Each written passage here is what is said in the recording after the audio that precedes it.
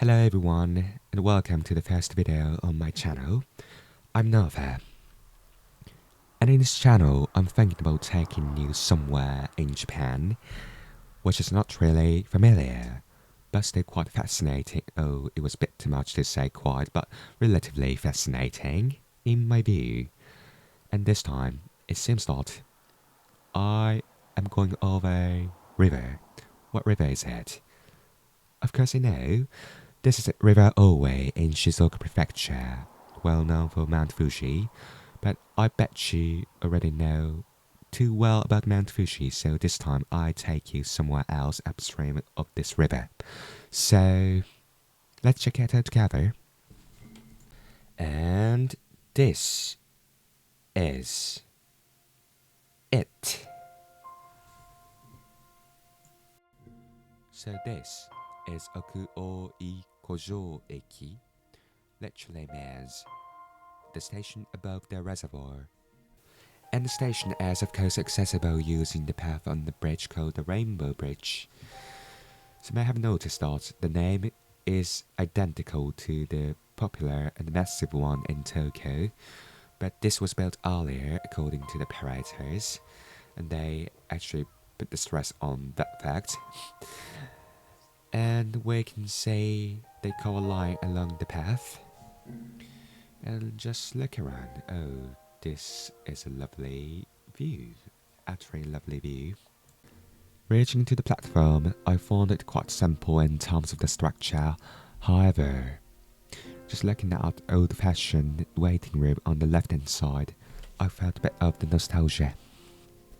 And after having faced the hillside, I found a rest house made of wood, where the observatory surrounded with the nature and quite unique terrestrial feature with the reservoir. So if you like, you can have the time, restful time and chill. So after having looked at how the station appears to be, you may have realized a question, that is, why do we have the station in this most likely inhabited area? Is this for taking wild animals to another stations? Do you think so? Of course not. So why is that? This is the key for the answer. Dam.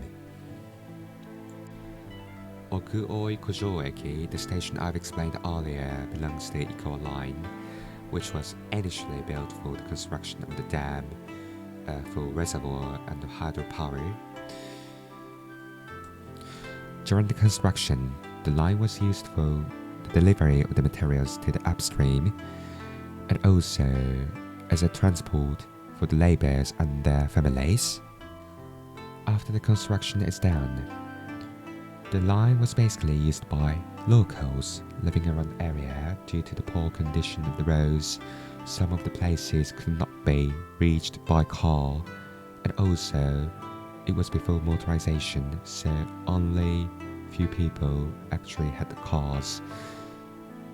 But as time went by, due to the motorization and also the enhancement on the roads, the fewer and fewer people actually use the train, and nowadays the line is mostly for tourists.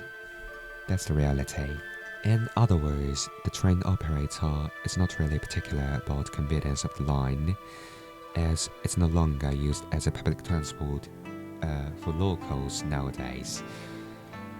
And also, the another line to access to this line is partially suspended at this point, April of 2024. So I strongly recommend you to visit at the station using a car.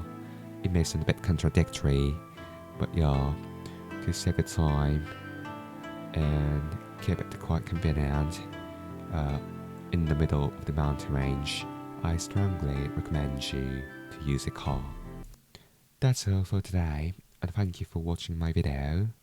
I hope you've enjoyed watching it, and hopefully we can see sometime soon, as I'm thinking about posting another videos about another places. So until then, bye bye.